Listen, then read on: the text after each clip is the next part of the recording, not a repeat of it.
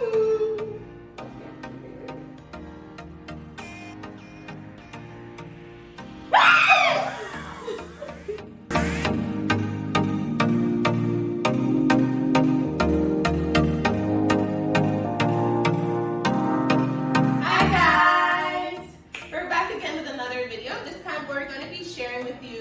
Answers to common questions we get as aerialists. Yeah, I'm so excited because some of these questions are very fun, very interesting, very curious why people ask you these things. And I'm sure you guys have gotten these questions as well. So it's great, to share answers. If you give a different answer that you think might be better than the ones that we give, leave a comment to let us know what question it is and what answer it is so that we can also adapt your answers. Yeah, that's true. And also, if you're someone looking at this video who's looking to start aerial, you might have these questions as well. So we hope we can answer those questions for you. Yes. As always, if you like this video, feel free to hit that like button. It really helps us a lot. And let us know what you think about our video, if you enjoy our content.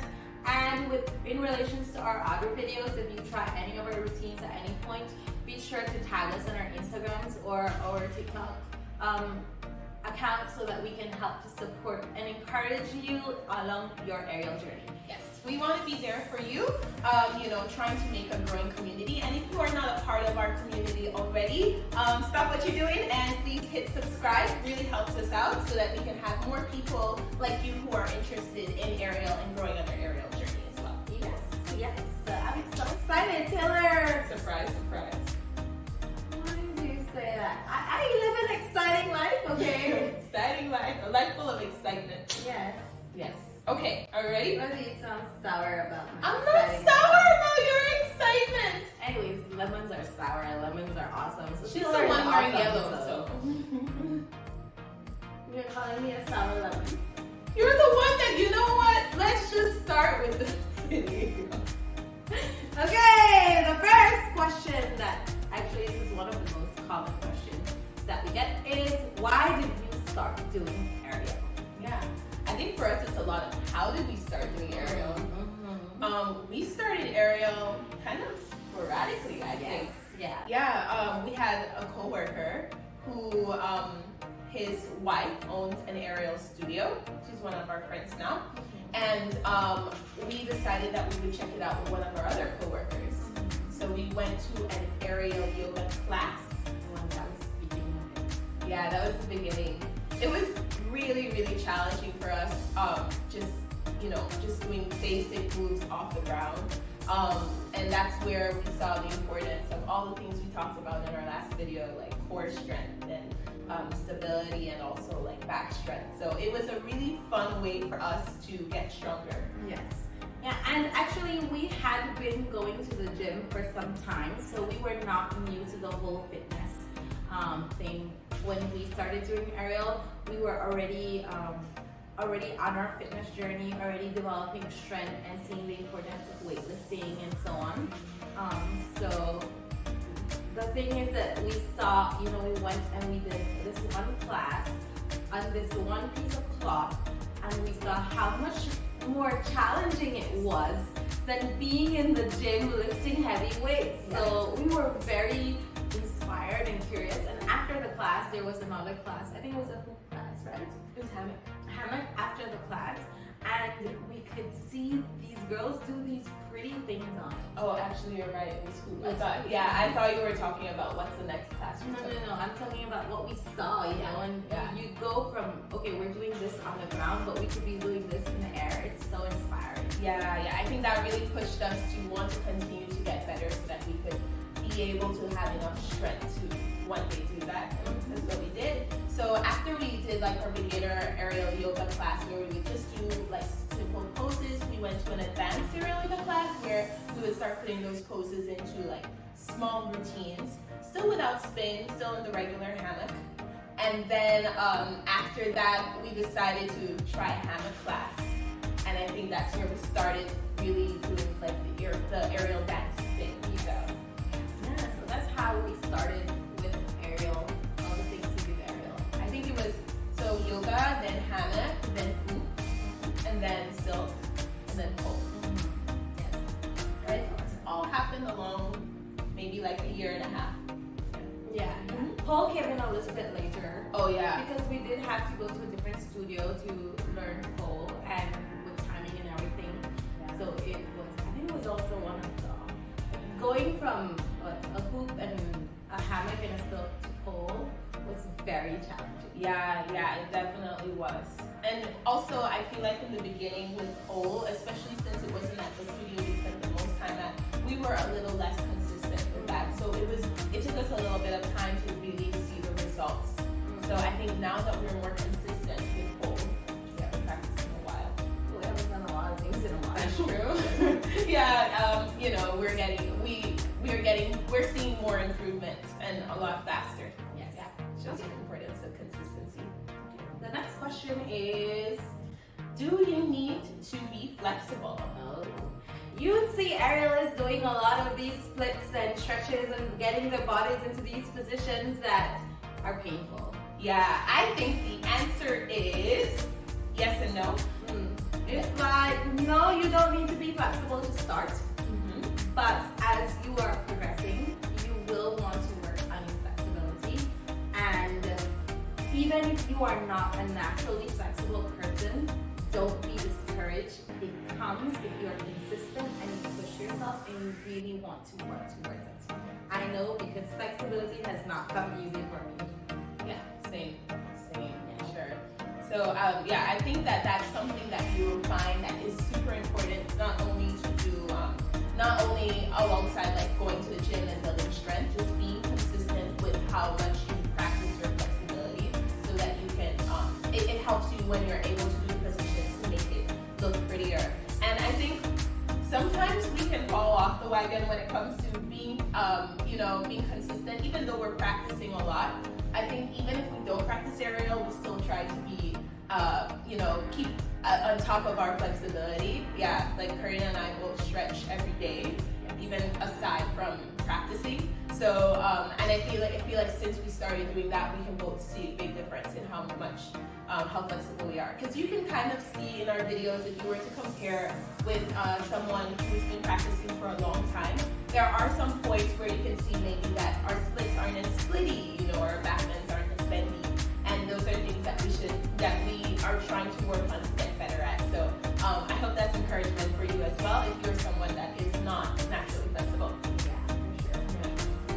You can definitely see how we are also progressing on our journey as well. And I guess for us, it's also great because later on we can look back. Even now, we can look back at like the first routines that we did and how we were not able to hit the split. And now it looks more like a split than it did before. Yeah, so it's very encouraging. Okay, the next question is, do you have to be strong? And this is a similar response to flexibility, yes and no. You can not be strong when you start, but because of the nature of aerial, you will develop strength. And you will need the strength as you progress along your journey, because it's something that will help you, like we talked about in our previous videos, be safer in the air. It will help you to hold positions longer. It helps you in so many different things. So strength is very important. Yeah, I agree. And I think that's why I think we were really fortunate not only to be going to the gym, but starting like our aerial dance journey with aerial yoga was super helpful because we developed a lot of strength in aerial yoga class. A lot of core strength, a lot of back strength, a lot of arm strength. So, but when we were able to add that spinning element, it was a little bit easier as opposed to starting without having that aerial yoga background. Yeah, this is also why I always encourage people who want to start with going to the gym and also trying aerial yoga first, doing it for a few months before you get into any of the spinning, because adding spin to having to hold poses, it takes a lot more strength. So even things, for instance, even for me right now, for instance, I am still struggling with getting my isolation, right? And I can do a pull-up, but I cannot do a spinning isolated pull-up because the spin requires that you have more strength. So combining these and doing things first, develop your strength before you add spin will definitely help make your journey a lot more smoother. Yeah, for sure. And a lot of the movements that you do in aerial yoga help you develop that, especially being off the ground and being used to like moving the fabric around the way you would do in aerial. We did aerial yoga for 6 months before we started, right? Because we started in September and we went to our first class in March. Yeah. This is around the Jackson. Yeah. So definitely recommend starting with aerial yoga if you're someone who feels like you need to build strength. Now, are we saying that it is impossible to start aerial dance without doing an aerial yoga class? Definitely not. We've seen people who've done it, and it is a little bit harder, or maybe it requires that person have a bit more strength ahead of time. But if you start with aerial yoga, you will definitely build the strength as you go along. Yeah. Okay. The next question. Do you get dizzy? Do you get dizzy? We get that one a lot. I think that's the one we get a lot. Do you get dizzy? Wow, that's a lot of spinning. I would throw up. Yeah, our days. Yeah, our days. We definitely got dizzy a lot more in the beginning than we do now. Yeah. Or if we are not, we're not practicing for a while and we decide to practice and we do a bit more spinning, then we'll need to get used to it again. Like, for example, last night, I got on the poop for the first time in probably about a month because I was injured, and then, like we mentioned to you, I got COVID, so we weren't able to do aerial for a long time, and I got on the poop to spin, and I was dizzy for about half an hour after, just because, I was spinning. I was trying to teach one of my friends how to do that pencil spin, and I thought, well, I'm used to it, and it doesn't require that much strength, so it'll be fine to do, but I definitely felt a little weird after. So I think that, yes, you do get dizzy. The more you do it, you get used to it, and then if you don't do it, it's kind of like a muscle that you need to kind of tune every once in a while. Yeah. And one thing I found is that a lot of times, like when you're in the air, you will not feel dizzy, but when you come down, you step on the ground, you start feeling dizziness. So a lot of tricks that you can do is you do a move that requires a lot of spin, and then you slow it down before you come off the apparatus that you're on. So when you hit the ground, you won't be spinning as much, and that really, for me, it helps a lot to not feel dizzy the minute I touch it. Yeah. Oh, I actually have to try that because I don't know if I've consciously done that before. Yeah. I always slow down at the end. Don't finish fast, so that when you hit the ground, it doesn't feel. Oh, see, I'm learning something new today. And a trick that somebody told me a long time ago was like when you're just starting and you're spinning, if you want to not feel dizzy in the air, look at one point and look at that same point again and again and again. So every time you come around, focus on that one point. It will help your brain to keep coordination. Yeah, I was gonna mention that. That's the one that I use, trying to find one point to focus on, so that when I'm spinning, I'm not seeing just a lot of things, I'm just seeing one thing over and over instead. Makes it a little bit easier. You can also try the trick where you stand up and then you spin the opposite direction like this. Oh yeah, but that's when you get off, right? Yeah, when you get off. Because to be honest, mainly when you're off, like you mentioned, when you're, you feel it more than. Okay. Next one is, do you get scared when doing drops? I love doing drops. I like doing anything that is scary. I don't know why. I like the adrenaline rush, so I'm an adrenaline junkie to some extent. I hate doing anything that is scary. I like to challenge myself, yes. So I do it, right? But yeah, it's always, an emotional roller coaster for me. I don't even like amusement parks, going on Ferris wheels or roller coaster rides. I always want to take her to these things. Yeah, I only go on them with her. Yeah, that's the only way. And we're supposed to go skydiving. I've agreed to that. Yeah. I don't know why. We've been ziplining. For some reason, ziplining isn't as bad. These things, but they require a lot of whining from me in the beginning. So much whining. We went walking on this very tall building, and she walked like a grandma, honestly. And it was just like, let's walk. And she's like, Karina, I'm so scared. There's a lot of whining. I'm always like, that meme that says, fine, I'm gonna do it, but I'm gonna complain about it the entire time. That's me. So I'm really scared of anything with that requires me to be off of the ground, and even just a little bit.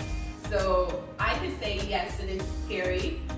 It's something that you just need to do over and over to get used to it. And I I guess I've gotten comfortable with pushing myself to do it. And another thing is that, like she said, you know, over and over, the more you do it, the more confidence you will have in the apparatus being able to hold you in place. So, and also in you being able to hold on to whatever it is that you need to hold on to hold your body in place. So it's a lot of just trusting yourself to do it over and over again, and doing it first from a safer height and then going higher into the air as you become more comfortable with whatever it is that you're doing. You know, one of the things I really liked about all of our teachers that we've had, they always let us practice the drop first. So when we start a class, we warm up.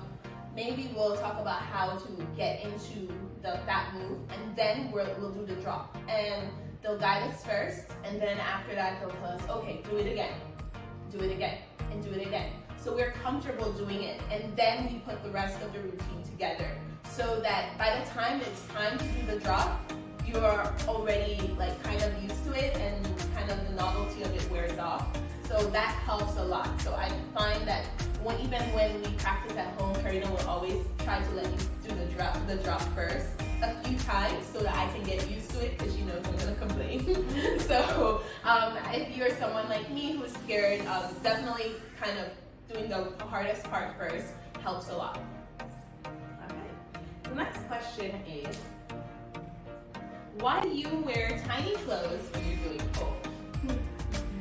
Everybody thinks pole dancing is all about being sexy, and yes it is, you know, there's a certain confidence, a certain sexy that you feel from it, but it is hard, man. We were watching some pole videos and we're like, you know, we're not even singing sexy, we're just thinking about how hard it is to get into and out of these positions. Yeah. It is hard. And why do we need these tiny clothes?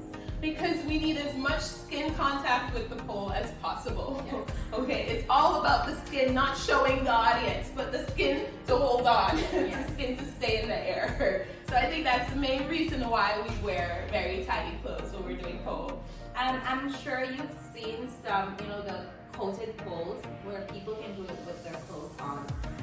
They don't need their skin to be able to hold onto the pole, but because we have this uncoated pole, and one of the reasons why we chose to get it was to be able to push ourselves to do these positions and hold our bodies in these positions with our skin, because it is more challenging to do it with your skin, right? So in the spirit of always wanting to challenge ourselves, we chose to go with the uncoated pole. Yeah.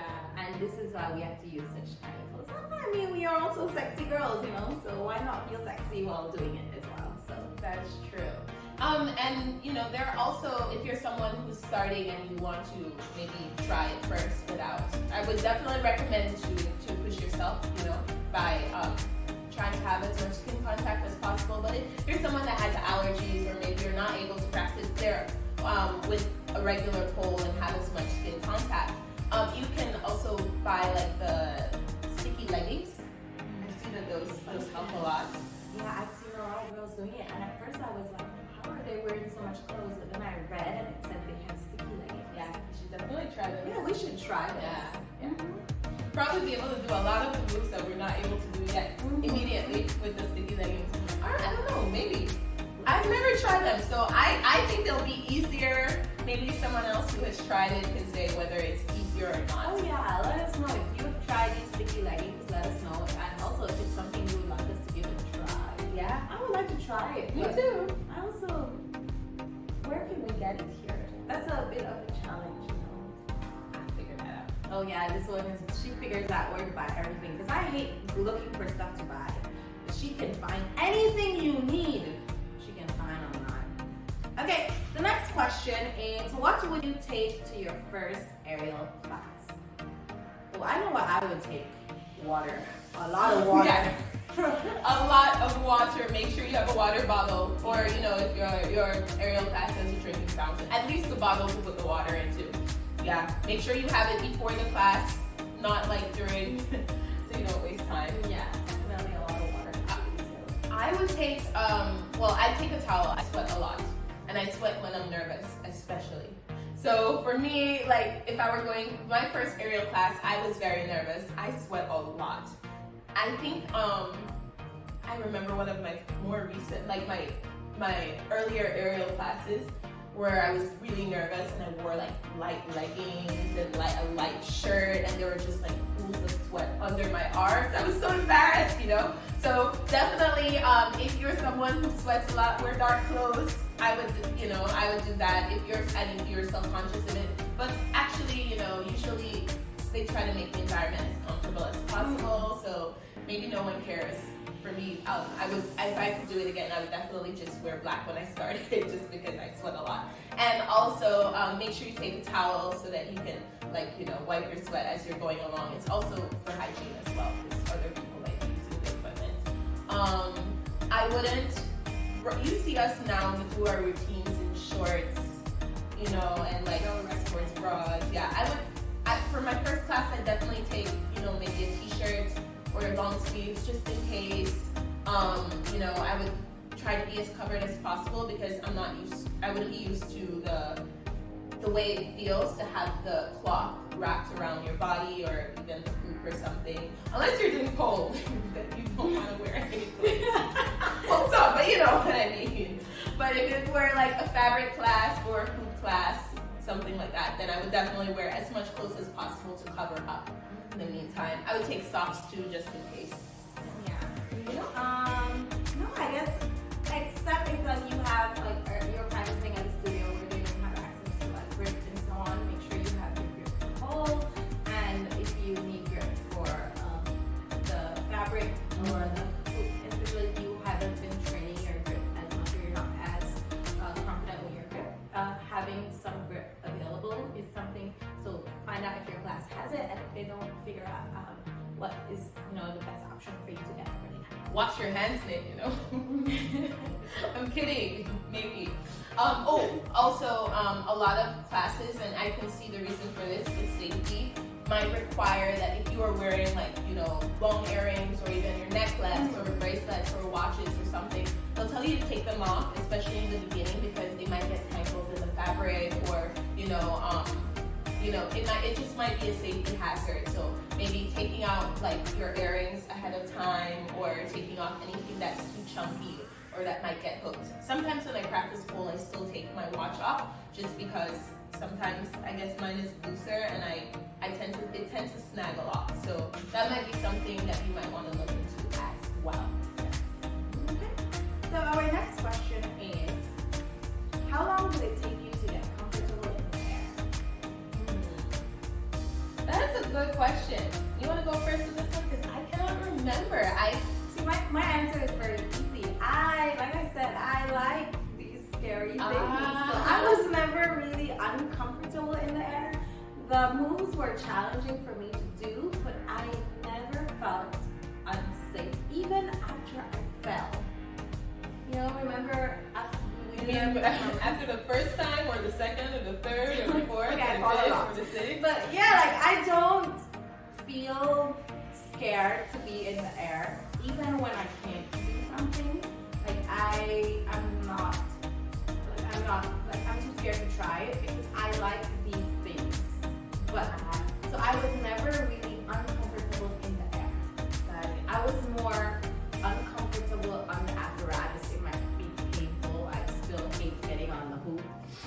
I know I talk about this a lot, but yeah, I like doing hoop, but I don't like it as much as the other apparatuses, right? So it's more about the pain and the discomfort, the pain I had while I was on pole the first class I did and so on, but not about being uncomfortable in the air. This is more for me that answer.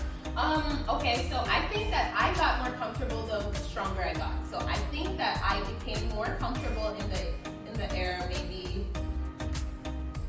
in 2000. I started in 2018, maybe by the middle of 2019. So I'd say probably 6 to 8 months in, but more because I had the strength. When I realized that I can pull myself onto the hoop, I knew that I could hold myself to get myself off, and vice versa with the fabric. I think whenever I started a new apparatus, it did take me some time to get really comfortable on it. For example, it took me a long time to get comfortable with silks. Now I feel like it's a lot easier for me to try new things on the silk. I'm not scared of practicing it by myself if Karina is not home. because I'm not scared of falling. I know I can kind of tangle and get myself out of these things. But whenever I start a new apparatus, because I'm naturally scared of heights, it takes me a little time to kind of get used to it. I think this is why a lot of times I choose like the hoop, because I feel like I spend a lot of time on it, and also it's not fabric that's moving, so I kind of know exactly where the bar is at all times, and I'm very strong, so I know that I can hold myself. That has a lot to do with it. For you, it might be different. Maybe because you have more fabric on the silk, it might make you feel like you can wrap yourself enough, and that will make you feel a little bit more secure. I've heard people say that as well. And I also think it depends on the day, because sometimes I just don't feel as comfortable even now. Maybe your cycle. Yeah, maybe it's my cycle. Yeah, I mean, we do know that a lot of it depends on that, right? Yeah. So sometimes I'm just scared, and I just need to do it and get through it. And then other times I feel a little more adventurous, and I don't mind being the guinea pig. I don't mind trying something new. I do think though, now I'm at a point where, for example, if I'm in a class and my teacher says, "Who wants to go first?" I'm okay to go first. Versus before, that's not something that I would do, just because I would need to see it done so many times before I feel comfortable trying it, even with a spotter, even with my teacher as a spotter. So I think the more you do it, I would say for me in my case would be about 6 months in.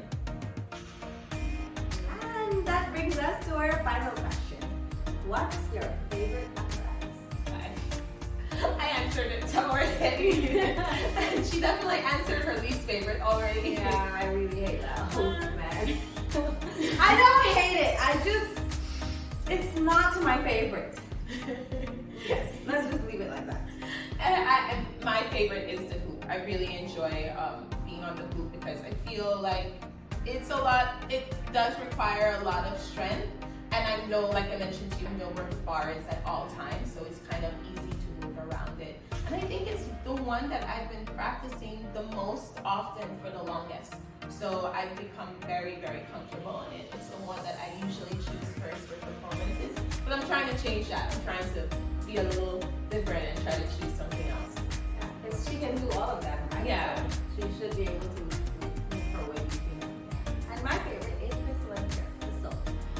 For me, I guess I like I said, aerial was never uncomfortable for me. So the harder parts were more about getting the moves, and for me, the silk is what gave me the most challenges. So it was the hardest apparatus for me to learn, and that's why I think it is my favorite apparatus, because it pushes me. I feel like there's so much the silk can teach me. There's so many things I can see myself doing that I never thought I'd be able to do. There's so much possibilities, and that's what I like about the silk. It's so funny, because we were binge watching aerial videos the other night, and we were watching some silk performances, and we were really talking about just how amazing they were, and also just how great aerial is in general, because the more that you do, the more there is to learn, because we've come a long way on our journey. If you look at our videos We should post some old videos also, so they can see the difference of what we used to do and what we do now. That's true. That's so true. Yeah, and But you can find those on our Instagrams. for sure. Yeah. You'll find more in hers. I didn't post as much in the beginning. I wish I did, That's another tip I would give. Definitely make sure that you're recording everything ahead of time, and that you're not scared to share it. Yeah, share it. That's so important, because even for me, the other day I got a message from this girl that said, I really enjoy watching you learn these things, and I really love how far you've come and how much you push yourself. Please continue to keep us updated on it. And it was so motivating, because this is also another person who does aerial, and they have seen how much I suck, and they saw how hard it was for me to get that move I was trying to get that day, and how I was able to get it in the end. And it was a little happy dance I do at the end when I get it. So share it so other people can also enjoy it, because as aerialists, we've learned in class and outside of class, when somebody can do something and they get it, it's a celebration for all of us. Yeah. Yes, we all celebrate it. Yeah, it's so true. So yeah, don't be scared to share. A lot of times you might feel a little bit uncomfortable putting yourself like out there at first, or just feel like maybe you're just not good enough to share. But I think that is my biggest regret along my aerial journey, is just not being as willing as I was to share now, because now I'll share anything, but not being as willing in the beginning to do that. So yeah. We want to celebrate with you, so share it. yeah, tag us, let us know. Yeah, just share it.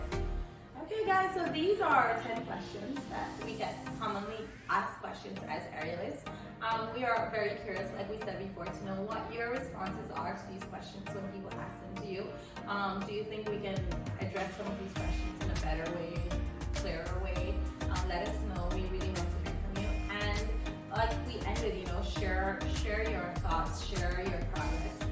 This is important, and this is one of the reasons why we started this channel, because we want to be able to share our journey with you, but we also don't want it to be a one-sided thing. We want to see your journey as well. We want to celebrate with you. We want to do those victory dances for you. So share your progress with us as well, so that we can continue to support and encourage you. Because we are not professional aerialists as yet, but we are working our way there, and we want to take you along with us. And we want you to also feel as powerful and as strong as we do when we're on the apparatus that we love. Do you want to rank your apparatuses? Oh, sure. Definitely silks, pole, hammer, hoop. Yeah, it sounds like you. For sure. Yeah. Yeah, you need to put hoop in the back. Yeah. Okay, starting where she ended. Silks. No. I'm so proud to say that. So happy to hear that. Yeah. For a long time, silks was my most hated. Yeah. Yeah, and now I really enjoy practicing it.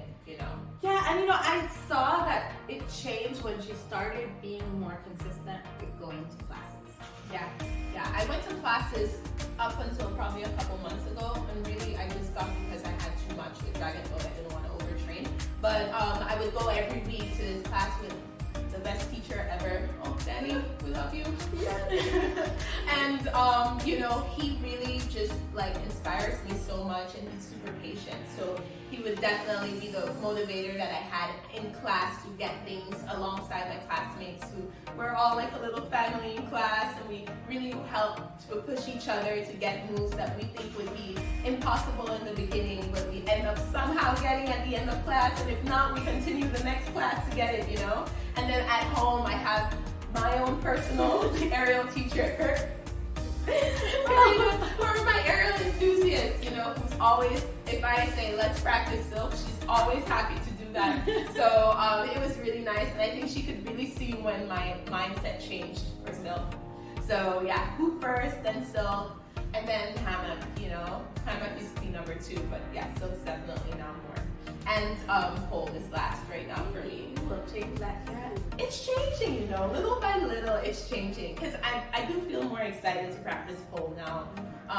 But I do have a lot to learn and a lot to get comfortable in. I don't feel as comfortable on the pole as I do with the others. I think, like I was mentioning to you before, when I can practice at home by myself and not worry, is someone there to catch me if I fall, which I shouldn't do, But still, I feel like I'm comfortable enough to do it at home by myself. That's how I know that I'm comfortable. I'm not quite there every day with pole. Every once in a while I feel like that, but not exactly. I still feel like Karina's upstairs, I'm more comfortable. So I think that when I get to that point, that's when I'll know, okay, I am fully adjusted to pole. This was nice. Yeah. Talking to you guys. Yeah, I like talking to you guys too. Okay, so I guess this is the end of our video. Let us know what you think. Let us know your answers to these questions. And if you have any other common questions that maybe you might have trouble answering, ask us, and let's see what our responses are to these questions as well. Yeah, we should probably post more Q&As on Instagram. Yeah, we can get more questions from you guys. Yeah, we should definitely do that. Anyways, guys, thank you so much for watching. Until next time, we will see you guys soon. Until then, bye! Whew. Tina, I feel like we made a top for 20 years. I hope that I is a feel little like cut. I party now. Ready? 1, 2, 3. Hi guys! Okay, I guess I'm starting. Okay, we're back with another video with. Let's start again. I'm so off. I think it's 1.